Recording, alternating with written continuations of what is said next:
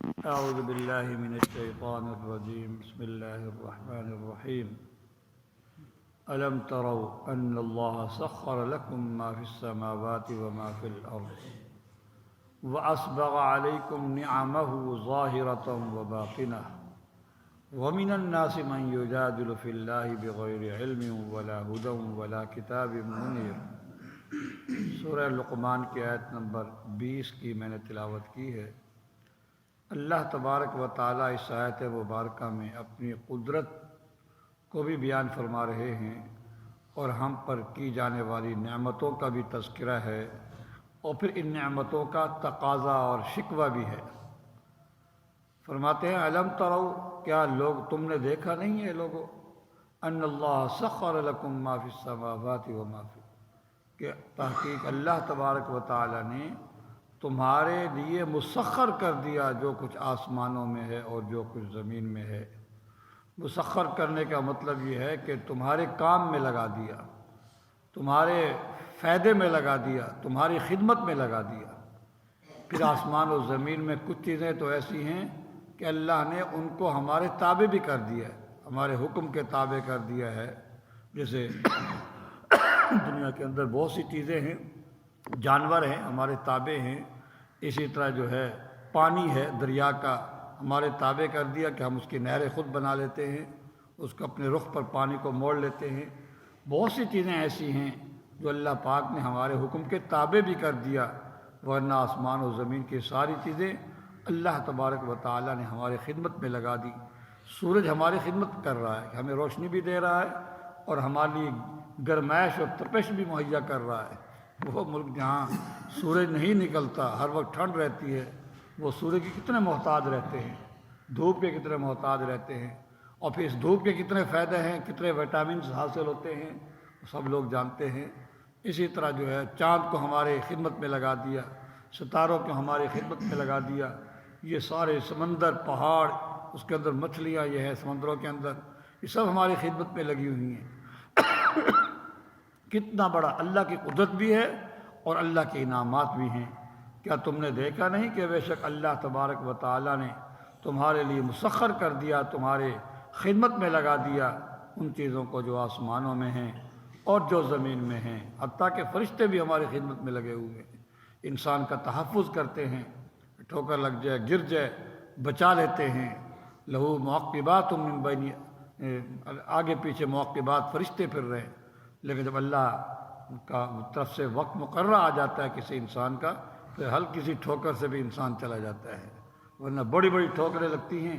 انسان بچ جاتا ہے، اصل میں وہ فرشتے بچا لیتے ہیں انسان کو۔ فرمایا کہ وَأَسْبَغَ عَلَيْكُمْ نِعَمَهُ ظَاهِرَةً وَبَاطِنَةً، اور اس نے تمہارے اوپر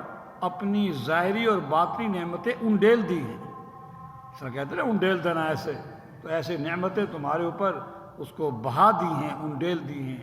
ظاہری نعمتیں بھی ہیں، باطنی نعمتیں بھی ہیں،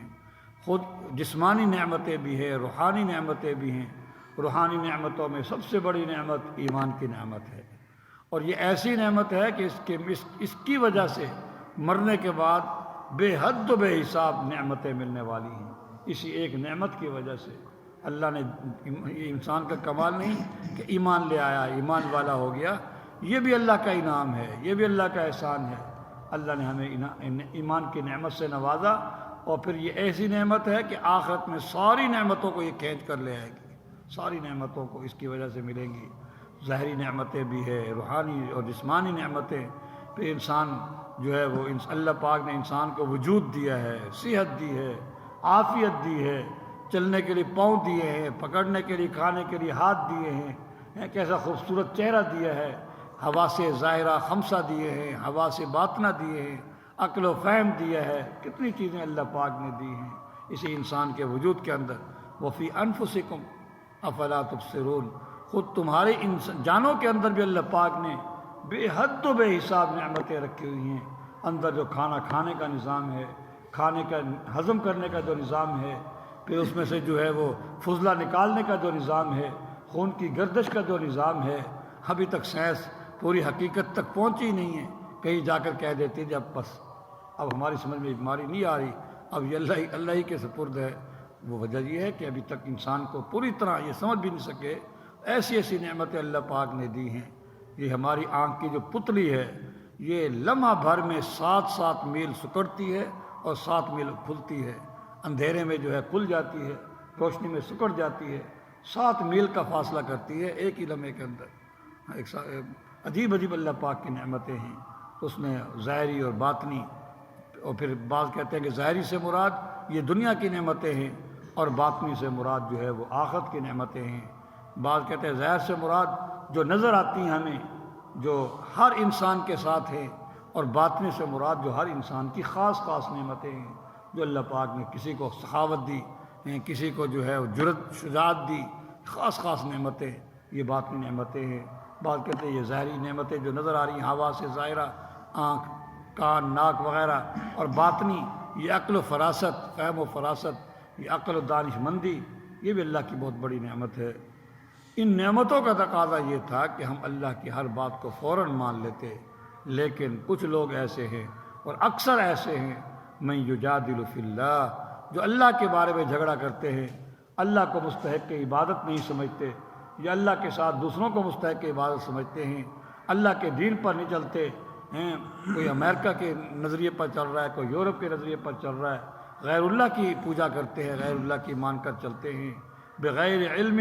نہ ان کے پاس کوئی علم ہے، ولا ہدن، نہ ان کے پاس کوئی ہدایت ہے، ولا کتاب منیر، اور نہ ان کے پاس کوئی روشن کتاب ہے، کسی قسم کے ان کے پاس کوئی عقلی نقلی دلیل نہیں، لیکن اللہ کے دین کے بارے میں جھگڑا کرتے ہیں۔ اتنی باوجود اتنی نعمتوں کے، ان نعمتوں کا تقاضا یہ تھا کہ بس وہ سر خم تسلیم کر دیتے اور فوراً اسلام کو قبول کر لیتے، اللہ کی باتوں کو مان لیتے۔